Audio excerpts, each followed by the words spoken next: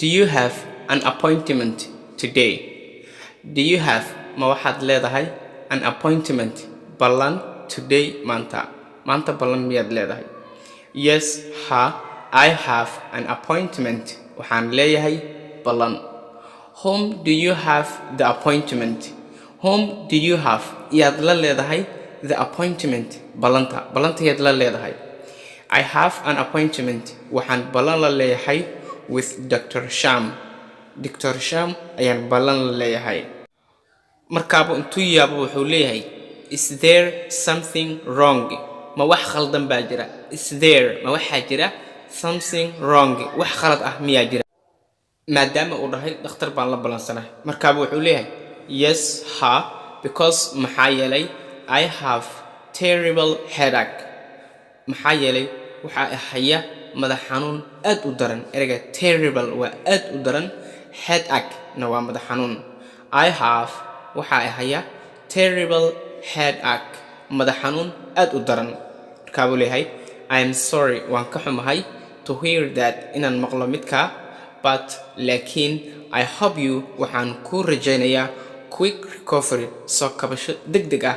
Quick waa degdeg ah, recovery na waa soo kabsasho.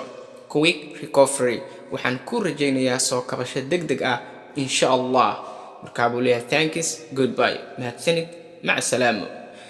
qaybtanna waxaan idinkugu soo gudbinayaa hadal yar oo aan ugu talagalay gabdhaha inaan maanta la wadaago. waa qormo yar oo qosaysa gabdhaha insha Allah, waan aad bayna u xiiso badan tahay. erayo cusubna waad ka faa'iidi doontaan insha Allah.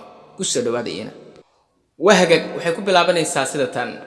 tu ku socoto the girl, gabadha who is reading, taasoo akhrinaysa this arrinkan. gabar waliba oo qormadan akhrinaysa ayuu ku socdaa hadalkan. waa hadal markii qaab loo fiiriyo waa duco ah, haddana rajo wanaag ah marka inaad u rajaysid qof gabar ah. marka hadalkan gabar ayaa lagu leeyahay. wuxuu leeyahay waxa uu u dhacayaa sida tan. xaqiiqatan waa 5 sadar oo aad u qiimo badan. marka wuxuu leeyahay, I hope you find, waxaan rajaynayaa inaad hesho a man, nin, who will love you. ergan who apostrophe double l contractions baa la yiraahdaa, will ayaa laga soo gaabiyay. marka who will love you, kaasoo ku jeclaan doono ama kugu jeclaan doono for who you are, cidda aad tahay. ama ahaw qof qurux badan, ama qof foolxun, ama qof faqiir ah, ama qof dad hoose ka soo jeeda noqo. cid waliba oo aad tahay, nin kugu jecel ayaan ku rajaynayaa inaad hesho baa lagu yiri. waxaa kaloo la yiri a man, nin, who will accept, kaasoo aqbali doona your flaws, ciladahaaga. xaqiiqatan qof waliba cilada buu leeyahay. nin ciladahaaga aqbali doono ayaan ku rajaynayaa inaad hesho baa lagu yiri. and everything iyo wax waliba, nin wax waliba iyo ciladahaaga aqbali doono inaad hesho baan ku rajaynayaa.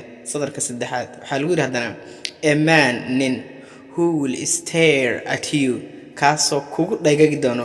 ereyga dhaygag xaqiiqatan waxaa laga yaabaa dadka qaar inaysan fahamsanayn.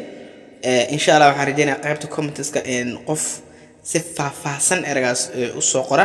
marka aniga hadeen xogaa yara faahfaahay, dhaygag waxaa la yiraahdaa wax aad ka heshid oo aad si fiican uga hesho, aad ku taraarax tagtida la yiraahdaa.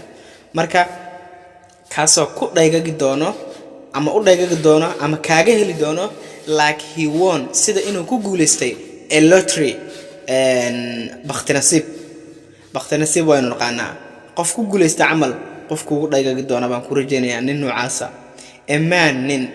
waxaa kaloo loo rajaynayaa sadarka afraad, a man, nin, who will never compare you, kaasoo marnaba aan ku barbar dhigi doonin to the other girls, gabdhaha kale. nin gabdhaha kaloo idil aan ku barbar dhigi doonin ee aad kaligiis boqorad aad u ahaan doonto waan ku rajaynayaa inaad hesho baa lagu yiri. and a man, nin, who will proud, kaasoo ku faani doona to have you, inuu adiga ku haysto. xaqiiqatan waa 5 sadar oo aad u qiimo badan. ku soo cesho haddii aadan fahmin.